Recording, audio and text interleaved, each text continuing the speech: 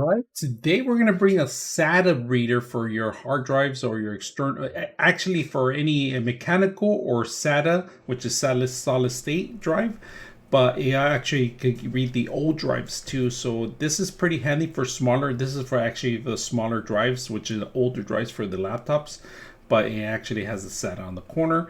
And then for the external ones, for the older versions, for the pin ones, you would have the external power, which is included in here. Now they do give you a power supply because that's in case you're gonna plug it in here. There's an on and off button here.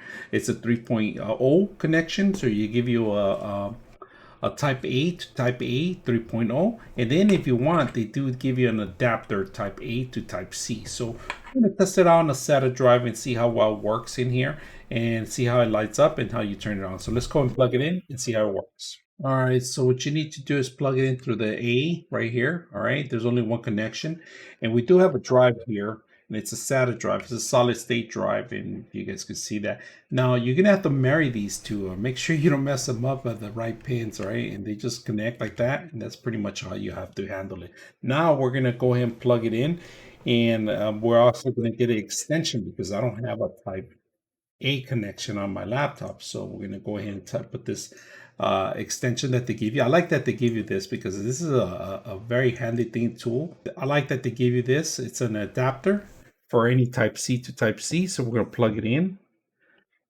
and see how it works. So right now there's no power to it. So we're going to go ahead and power it up. There it is. It's coming up. We got the light. We got a blinking here. And here's the actual drive that we have.